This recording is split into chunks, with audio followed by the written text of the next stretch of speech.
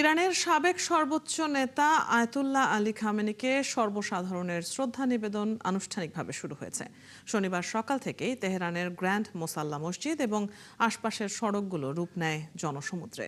দেশের বিভিন্ন প্রান্ত থেকে লাখো মানুষ প্রিয় নেতাকে শ্রদ্ধা জানাতে জড়ো হয়েছেন। বিস্তারিত জানাচ্ছেন আরাফাত ইসলাম।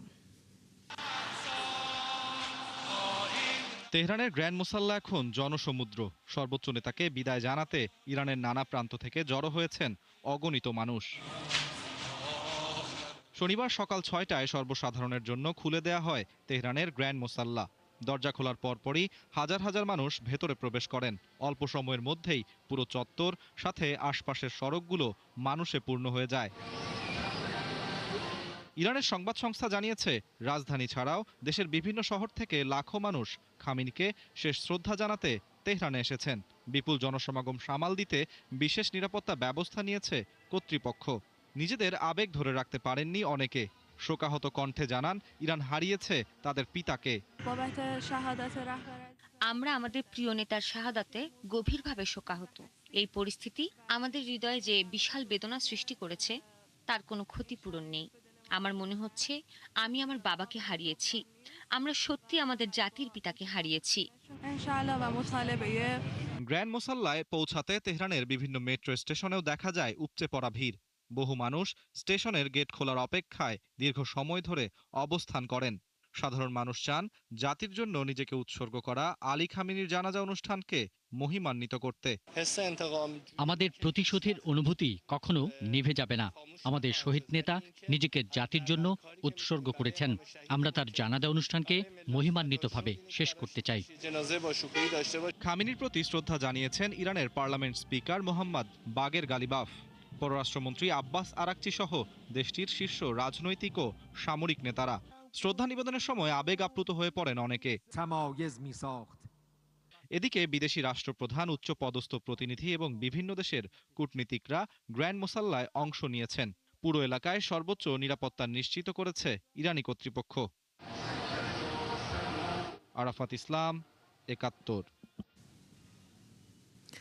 ইরানের রাজধানী তেহরানে চলছে আয়াতুল্লাহ আলী খামেনির জানাজার আনুষ্ঠানিকতা। নানা ধর্মীয় আয়োজনে ইরাক ও ইরানের 5টি শহরে 7 দিন এই আনুষ্ঠানিকতা চলবে। এসব আয়োজনে যোগ দিতে বিশ্বের বিভিন্ন দেশের শীর্ষ নেতারা ইতোমধ্যেই পৌঁছেছে তেহরানে। আগামী 9 জুলাই মাশহাদে ইমাম রেজার মাজারে তাকে দাফন করা হবে। সৃষ্টি ঘটকের রিপোর্ট। লোকে লোকারণ্য হয়ে উঠেছে তেহরানের প্রধান ধর্মীয় ও রাষ্ট্রীয় সমাবেশ স্থল গ্র্যান্ড মোসল্লা ও এর আশপাশের সড়কগুলো। আজ ও আগামীকাল 5 জুলাই সর্বসাধারণের শ্রদ্ধা জানানোর জন্য আয়াতুল্লাহ আলী খামেনির মরদেহ রাখা হয়েছে সেখানে। চোখের জলে ইরানের সাবেক সর্বোচ্চ নেতা আয়াতুল্লাহ আলী খামেনির প্রতি শেষ শ্রদ্ধা জানাচ্ছেন লাখো মানুষ। তার শেষকৃত্যের আনুষ্ঠানিকতা চলবে 9 জুলাই পর্যন্ত। 6 ও 7 জুলাই তেহরানের বিভিন্ন এলাকা অতিক্রম করে রাজধানী থেকে প্রায় 120 কিলোমিটার দক্ষিণে অবস্থিত কোম শহরের উদ্দেশ্যে বিশাল শোভাযাত্রা অনুষ্ঠিত হবে। কোম ইরানের শিয়া ইসলামী শিক্ষার প্রধান কেন্দ্র এবং দেশটির অন্যতম পবিত্র শহর। এখানে দেশের বৃহত্তম ধর্মীয় শিক্ষা প্রতিষ্ঠানগুলো অবস্থিত। খামেনি সহ হাজার হাজার আলেম এ শহরে পড়ালেখা ও শিক্ষাদান করেছেন। ইরান ও ইরাকের কর্মকর্তারা জানিয়েছেন, 8 জুলাই নজফ আন্তর্জাতিক বিমানবন্দরে একটি আনুষ্ঠানিক সংবর্ধনার আয়োজন করা হবে। এরপর ইরাকের নজফ ও কারবালা শহরে বড় শোভাযাত্রা অনুষ্ঠিত হবে। নজফে অবস্থিত ইমাম আলীর মাজার শিয়াদের অন্যতম পবিত্র স্থান। প্রতি বছর সেখানে লাখো তীর্থযাত্রী আসেন। এখানে মহানবী হযরত মুহাম্মদ সাল্লাল্লাহু আলাইহি ওয়াসাল্লামের চাচাতো ভাই ও জামাতা হযরত আলী ইবনে আবি তাইবের সমাধি রয়েছে। এরপর মরদেহটি চূড়ান্ত দাফনের জন্য ইরানে ফিরিয়ে আনা হবে। আগামী 9 জুলাই মাশহাদে ইমাম রেজার মাজারে তাকে দাফন করা হবে। মাশহাদ ইরানের পবিত্রতম শহর। ইমাম রেজা শিয়া মতাবলম্বীদের কাছে 8ম ইমাম হিসেবে পরিচিত। শহরটি আলী খামেনির জন্য ব্যক্তিগতভাবেও অত্যন্ত তাৎপর্যপূর্ণ। তিনি 1939 সালে মাশহাদে জন্মগ্রহণ করেন এবং জীবনের একটি বড় অংশ সেখানে কাটান। কোমে উচ্চশিক্ষা গ্রহণের আগে তিনি মাশহাদের ধর্মীয় মাদ্রাসাগুলোতে পড়ালেখা করেছিলেন। সৃষ্টি ঘটক, ৭১। ইরানের সাবেক সর্বোচ্চ ধর্মীয় নেতা আয়াতুল্লাহ আলী খামেনির রাষ্ট্রীয় জানাজা শুধু একটি জানাজা বা দাফন অনুষ্ঠান নয়, বিশ্লেষকদের মতে এটি দেশটির বর্তমান ধর্মীয় নেতৃত্বের জন্য বড় রাজনৈতিক ও নিরাপত্তাগত পরীক্ষা। খামেনির মৃত্যুর পর প্রথমবারের মতো কোটি মানুষের অংশগ্রহণে আয়োজিত এই কর্মসূচির মধ্য দিয়ে জনসমর্থন, নিরাপত্তা পরিস্থিতি এবং ক্ষমতার ধারাবাহিকতা তিনটি যাচাইয়ের মুখে পড়তে যাচ্ছে। বিস্তারিত জানাচ্ছেন চৈতি সরওয়ার। 4 মাসের অপেক্ষার পর শুরু হয়েছে ইরানের সর্বোচ্চ ধর্মীয় নেতা আয়াতুল্লাহ আলী খামেনির রাষ্ট্রীয় শেষ বিদায়। যুক্তরাষ্ট্র ও ইসরায়েলের সাথে যুদ্ধ চলাকালে নিহত হওয়ায় নিরাপত্তার কারণে এতদিন স্থগিত ছিল জানাজা। যুদ্ধবিরতির পর এবার কয়েকদিন ব্যাপী এই কর্মসূচি আয়োজনের সিদ্ধান্ত নিয়েছে তেহরান। বিশ্লেষকদের মতে শেষ যাত্রার এই আয়োজন বর্তমান ইরানি শাসন ব্যবস্থার জন্য বড় এক রাজনৈতিক পরীক্ষা। খামেনির মৃত্যুর পর জনগণের মধ্যে ধর্মীয় নেতৃত্বের গ্রহণযোগ্যতা কতটা রয়েছে তা এই কর্মসূচির মাধ্যমে বোঝার চেষ্টা করবে কর্তৃপক্ষ। এজন্য সাধারণ মানুষ, সরকারি কর্মকর্তা এবং আধা সামরিক বাহিনীর সদস্যদের ব্যাপক উপস্থিতি নিশ্চিত করার উদ্যোগ নেওয়া হয়েছে। তবে নিরাপত্তা নিয়ে উদ্বেগও রয়েছে। যুদ্ধ চলাকালে ইসরায়েলের হামলায় ইরানের বেশ কয়েকজন শীর্ষ কর্মকর্তা নিহত হওয়ার পর এবার শেষ বিদায়ে অংশ নেওয়া নেতাদের নিরাপত্তায় বিশেষ ব্যবস্থা নেওয়া হয়েছে। অতীতের অভিজ্ঞতাও উদ্বেগ বাড়াচ্ছে। 1989 সালে আয়াতুল্লাহ রুহুল্লাহ খোমেনির জানাজায় লাখো মানুষের ভিড়ে পদদলিত হয়ে প্রাণ হারান অন্তত 8 জন। আর 2020 সালে জেনারেল কাসেম সোলাইমানির দাফনেও হুড়োহুড়িতে নিহত হন 56 জন। তাই এবারের আয়োজন ঘিরেও নিরাপত্তা ও জনসমাগম নিয়ন্ত্রণে সর্বোচ্চ সতর্কতা নেওয়া হচ্ছে। এদিকে যুদ্ধবিরতির মধ্যে যুক্তরাষ্ট্র ও ইরানের মধ্যে পারমাণবিক কর্মসূচি এবং হরমুজ প্রণালী ইস্যুতে আলোচনা শুরু হলেও গুরুত্বপূর্ণ কয়েকটি বিষয়ে এখনো মতপার্থক্য রয়ে গেছে।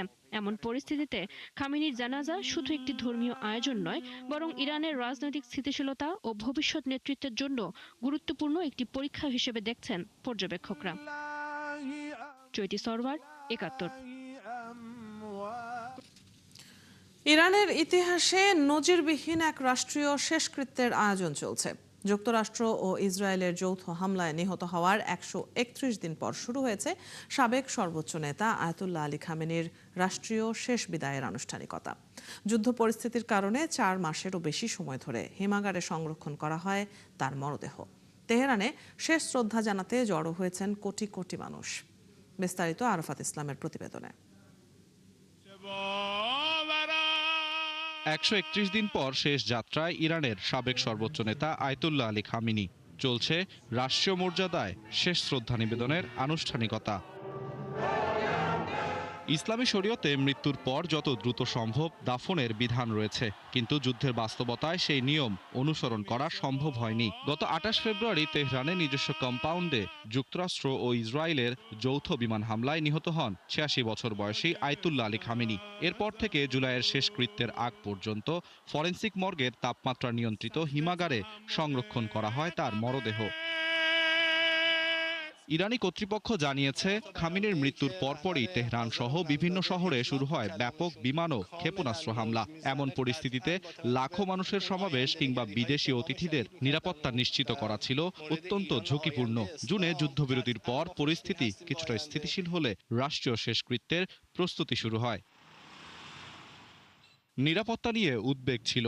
সম্ভাব্য হামলার আশঙ্কায় জনসম্মুখে আসছেন না খামেনির ছেলে এবং বর্তমান সর্বোচ্চ নেতা মোস্তফা খামেনি। একই সঙ্গে 1979 সালে আয়াতুল্লাহ রুহুল্লাহ খোমেনি এবং 2020 সালে কাসেম সোলাইমানির শেষকৃত্যে ঘটে যাওয়া প্রাণঘাতী হুড়োহুড়ির পুনরাবৃত্তি এড়াতে নেওয়া হয়েছে কঠোর নিরাপত্তা ব্যবস্থা। ইসলামী শরীয়তে রাসায়নিক দিয়ে মরদেহ সংরক্ষণ নিষিদ্ধ হওয়ায় পুরো সময়ই তাপমাত্রা নিয়ন্ত্রিত হিমাগারে রাখা হয় খামেনির মরদেহ। শিয়া নিয়ম অনুযায়ী যুদ্ধ বা বিশেষ জরুরি পরিস্থিতিতে দাফন বিলম্বিত করার অনুমতি থাকায় ধর্মীয় অনুমোদনও নেয় ইরানি কর্তৃপক্ষ। একই হামলায় নিহত খামেনির পরিবারের কয়েকজন সদস্যের মরদেহ একইভাবে সংরক্ষণ করা হয়েছিল। শুক্রবার গ্র্যান্ড মোসাল্লায় রাষ্ট্রীয় ও বিদেশি অতিথিদের শ্রদ্ধা নিবেদনের জন্য রাখা হয় খামেনির কফিন। এরপর ইরান ও ইরাকের 5টি শহরে 1 সপ্তাহব্যাপী শোকযাত্রা অনুষ্ঠিত হবে। সবশেষ আগামী 9 জুলাই খামেনির জন্মস্থান মাশহাদের পবিত্র ইমাম রেজা মাজারে দাফনের মধ্য দিয়ে শেষ হবে এই রাষ্ট্রীয় শেষকৃত্য। আরাফাত ইসলাম, ৭১। যুক্তরাষ্ট্রের ২৫০তম স্বাধীনতা দিবস উপলক্ষে 4 দিনের উদযাপন শুক্রবার শুরু হচ্ছে। এর সূচনায় প্রেসিডেন্ট ডোনাল্ড ট্রাম্প দক্ষিণ ডাকোটার ঐতিহাসিক মাউন্ট রাশমোর স্মৃতিসৌধে ভাষণ দেবেন। স্বাধীনতা দিবসের আগের দিন ট্রাম্প দক্ষিণ ডাকোটার জাতীয় স্মৃতিসৌধে যুক্তরাষ্ট্রের 4 কিংবদন্তি সাবেক প্রেসিডেন্টের বিশাল গ্রানাইট ভাস্কর্যের সামনে ভাষণ দেবেন। 4 জুলাই স্বাধীনতা দিবসে ট্রাম্প রাজধানী ওয়াশিংটনের ন্যাশনাল মলে নির্বাচনী সমাবেশের আদলে একটি বিশাল রাজনৈতিক সমাবেশ করবেন। এতে সামরিক যুদ্ধ বিমানের মহড়া এবং তার ভাষায় বিশ্বের সবচেয়ে বড় আতশবাজির প্রদর্শনীর আয়োজন থাকবে। এদিকে ট্রাম্প সমর্থিত ফ্রিডম 250 নামের একটি সংগঠন দ্বিদলীয় আমেরিকা 250-এর পরিবর্তে অনেক আয়োজনের নিয়ন্ত্রণ নেওয়ায় অনেকেই গুরুত্বপূর্ণ অনুষ্ঠানগুলো বর্জন করেছেন। স্বাধীনতা দিবসের পুরো সপ্তাহ জুড়ে ওয়াশিংটন সহ যুক্তরাষ্ট্রের বিস্তীর্ণ অঞ্চলে তীব্র তাপপ্রবাহের পূর্বাভাস দেওয়া হয়েছে।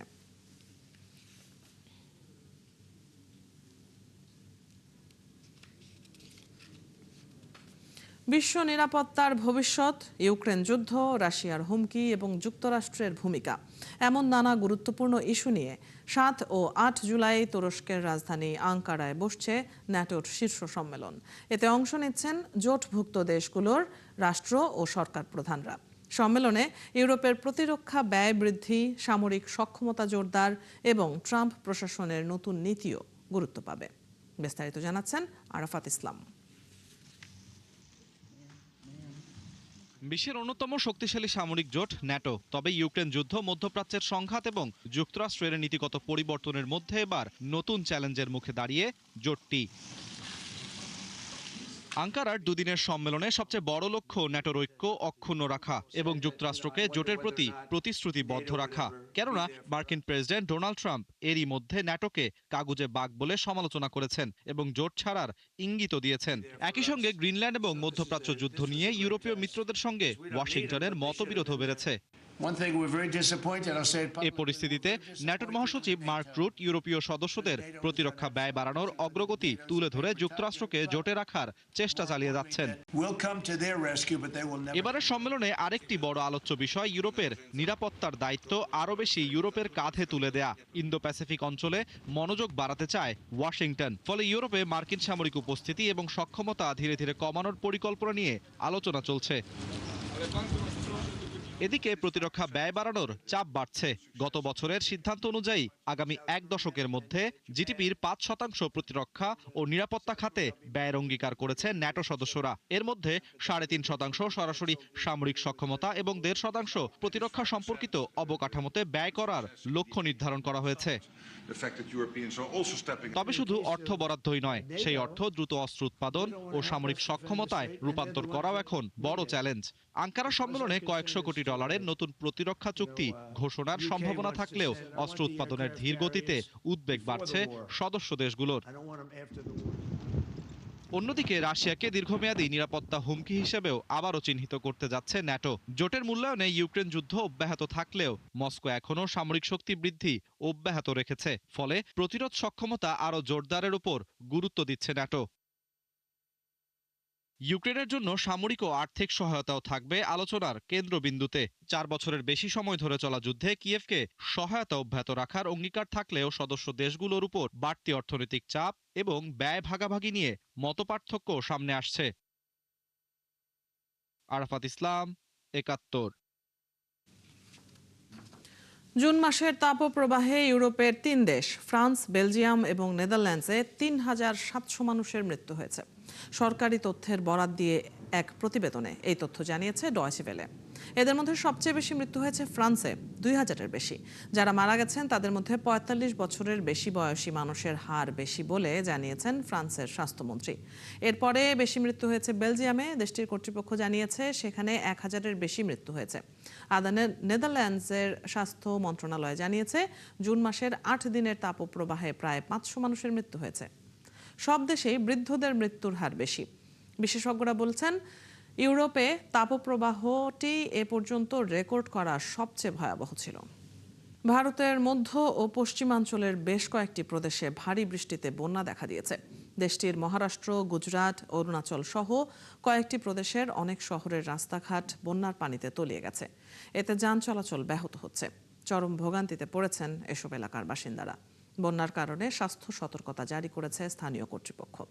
সৃষ্টি ঘটকের রিপোর্ট। তীব্র বৃষ্টিতে সৃষ্ট বন্যায় তলিয়ে গেছে ভারতের মহারাষ্ট্র প্রদেশের মুম্বাই শহরের পথঘাট। অনেক গাছপালা উপড়ে পড়েছে রাস্তায়। এতে গুরুত্বপূর্ণ অনেক শহরে যান চলাচল ব্যাহত হচ্ছে। শহরটিতে আগামী কয়েকদিনে বৃষ্টিপাত আরও বাড়তে পারে বলে পূর্বাভাস দিয়ে রেড অ্যালার্ট জারি করেছে কর্তৃপক্ষ। স্থানীয়রা এই বন্যার জন্য নগরের ড্রেনেজ ব্যবস্থা সংস্কারের অভাব ও কর্তৃপক্ষের অব্যবস্থাপনার অভিযোগ তুলেছে। পশ্চিম গুজরাটের ভালসাদ শহরে বন্যার পানিতে তলিয়ে গেছে অনেক বাড়িঘর। উত্তর পূর্বের গুয়াহাটি শহরের বাসিন্দারা জানিয়েছেন, জমে থাকা পানির সংস্পর্শে আসায় চর্মরোগের ঝুঁকি বেড়েছে। আজ ভালসাদে খুব জোরে বৃষ্টি হচ্ছে। অনেক আবাসিক এলাকা ও বাড়িতে পানি ঢুকে গেছে। বাগদাওয়াদা এলাকায় গ্রিন পার্ক, যোগেশ্বর নগর এবং বিনায়ক নগরের মতো জায়গায় বন্যার পানি জমে গেছে। এটা হয়েছে গত 2 ঘন্টায় প্রায় 6 ইঞ্চি বৃষ্টি হবার কারণে। এখানকার অবস্থা খুবই দুঃখজনক। দেখুন, জমে থাকা পানি এত নোংরা যে এই পানির মধ্যে হাঁটলে ত্বকের সমস্যা হবে। এটা খুবই চিন্তার বিষয়। এদিকে অরুণাচল প্রদেশের অন্তত 12টি জেলায় ভারী বৃষ্টি অব্যাহত থাকায় বন্যা পরিস্থিতির আরও অবনতি হয়েছে। নদীর পানি বেড়ে গিয়ে রাস্তাঘাট আর সেতু তলিয়ে গেছে। এতে কয়েকটি গ্রামের মধ্যে যোগাযোগ বিচ্ছিন্ন রয়েছে। দুর্গত এলাকাগুলো থেকে বন্যার্তদের উদ্ধার করে নিরাপদে সরিয়ে নিচ্ছে জরুরি সহায়তাকারীরা। বন্যায় কয়েকজন নিখোঁজ রয়েছে, তাদেরও সন্ধান করা হচ্ছে। ভারতে জুলাই মাসের বৃষ্টি অত্যন্ত গুরুত্বপূর্ণ, কারণ এটি 4 মাসের মৌসুমী ঋতুর মোট বৃষ্টিপাতের বড় অংশ। বেশিরভাগ কৃষক এই মাসে ফসল বপন করেন, কিন্তু বন্যা পরিস্থিতি চলতে থাকলে ফসলের মারাত্মক ক্ষতি হয়, যার বড় ধরনের প্রভাব পড়ে দেশটির অর্থনীতিতে। সৃষ্টি ঘটক। পাকিস্তানের বেলুচিস্তানে কোস্টগার্ড ক্যাম্পে আত্মঘাতী গাড়ি বোমা হামলায় 30 জন নিহত হয়েছে। এতে আহত হয়েছেন বাহিনীর বহু সদস্য। স্থানীয় সময় শুক্রবার সন্ধ্যায় বেলুচিস্তানের জিওয়ানিতে এই ঘটনা ঘটে। বেলুচিস্তানের স্বাধীনতাকামী গোষ্ঠী বালোচ লিবারেশন আর্মি BLA এই হামলার দায় স্বীকার করে বিবৃতিতে দিয়েছে। তারা জানিয়েছে, গতকাল আজমল বালোচ একটি বিস্ফোরকবাহী লাদেন মাজদা ট্রাক চালিয়ে সেই ছাউনির ভেতরে ঢুকে বিস্ফোরণ ঘটায়। এতে কোস্টগার্ডের শিবিরটি সম্পূর্ণ ধ্বংস হয়ে গেছে। পরে সেই ছাউনির ভেতরে ঢুকে আবারও বন্দুক হামলা চালানো হয়। সম্প্রতি বেলুচিস্তানের বিভিন্ন জেলায় BLA-কে লক্ষ্য করে পাকিস্তানি নিরাপত্তা বাহিনী অভিযান জোরদার করার জবাব দিতে এই হামলা চালানো হয়েছে বলে বিবৃতিতে উল্লেখ করেছে BLA। ভেনেজুয়েলার ভূমিকম্প ক্ষতিগ্রস্ত ক্যারাকাসের অস্থায়ী আশ্রয় কেন্দ্রগুলোতে শিশুদের মুখে আবার ফিরে এসেছে হাসি। স্বেচ্ছাসেবীরা পুতুল নাচের মাধ্যমে তাদের মনে সাময়িক স্বস্তি ও আনন্দ ফিরিয়ে আনছেন। ঐতিহ্যবাহী বাদ্যযন্ত্রের সুরে গান গেয়ে শিশুদের মুগ্ধ করছেন তারা। অন্যদিকে সার্কাসের শিল্পীরা জোকার সেজে জাদু ও অ্যাক্রোব্যাটিক্স দেখিয়ে শিশুদের আনন্দে ভরিয়ে তুলছেন। সৃষ্টি ঘটকের রিপোর্ট। স্মরণকালের সবচেয়ে ভয়াবহ ভূমিকম্পে বিপর্যস্ত ভেনেজুয়েলা। এই দুর্যোগের মধ্যে ছোট শিশুরা এখনো গভীর মানসিক আঘাত নিয়ে দিন কাটাচ্ছে। তাদের মনে একটু স্বস্তি ফিরিয়ে দিতে সংস্কৃতি মন্ত্রণালয় শিশুদের জন্য পুতুল নাচের আয়োজন করেছে। স্বেচ্ছাসেবীরা অস্থায়ী আশ্রয় কেন্দ্রগুলোতে ঘুরে ঘুরে গ্লাভ পুতুল নাচ দেখাচ্ছে শিশুদের, আর হাসিতে ভরে উঠছে চারপাশ। সব পুতুলই হাতে তৈরি। ম্যাকাও, বানর আর জাগুয়ার, ভেনেজুয়েলার প্রকৃতি ও বন্যপ্রাণীর প্রতীক, এই পুতুলগুলো দিয়ে শিশুদের সামনে তুলে ধরা হচ্ছে দেশের সুন্দর প্রকৃতির গল্প। আমরা গ্লাভ পুতুল নিয়ে এসেছি যা ভেনেজুয়েলার প্রতীকী বন্য প্রাণীদের প্রতিনিধিত্ব করে, যেমন ম্যাকাও, দেশের সবচেয়ে প্রতীকী পাখি, বৃষ্টিবনের বাসিন্দা বানর এবং জাগুয়ার। ভেনেজুয়েলার ঐতিহ্যবাহী বাদ্যযন্ত্রের সুরে গান গেয়ে শিশুদের মুগ্ধ করছেন স্বেচ্ছাসেবীরা। অন্যদিকে সার্কাসের শিল্পীরা জোকার সেজে জাদু ও অ্যাক্রোব্যাটিক্স দেখাচ্ছে শিশুদের। ৬২ বছর বয়সী স্বেচ্ছাসেবী গ্যালার্ডো বলেন, শিল্প, বিনোদন ও সংস্কৃতির চেয়ে শক্তিশালী কোনো ওষুধ নেই যা মানুষের হৃদয়কে সারিয়ে তুলতে পারে। আমরা চেষ্টা করছি ভূমিকম্পে ক্ষতিগ্রস্ত শিশু, কিশোর ও পরিবারের মাঝে একটু স্বস্তি ফিরিয়ে দেওয়ার। আর মানসিক শান্তির জন্য শিল্প, সংস্কৃতি আর বিনোদনের কোনো বিকল্প নেই। আশা করছি আমাদের এই উদ্যোগ তাদের একটু হলেও আনন্দ দেবে। স্টিল্ট ওয়াকার, পুতুল শিল্পী, গল্পকার, কবি, চিত্রশিল্পী, ভেনেজুয়েলার সকল শিল্পী মিলে এক হয়েছেন। তাদের একটাই লক্ষ্য, এই ক্ষতিগ্রস্ত শিশুদের মুখে কিছুক্ষণের জন্য হলেও হাসি ফোটানো এবং তাদের মনে শান্তি দেয়া। সৃষ্টি ঘটক, ৭১। এই ছিল এখনকার আয়োজনে। বিশ্বের আরও নতুন কিছু খবর ও বিশ্লেষণ নিয়ে আগামীকাল সকাল 9:30 আবারও হাজির হবে বিশ্বযোগ। সরাসরি সংবাদ ও অনুষ্ঠান দেখতে চোখ রাখুন ৭১-এর ফেসবুক পেজে এবং সাবস্ক্রাইব করুন ৭১-এর ইউটিউব চ্যানেল। থাকুন ৭১-এর।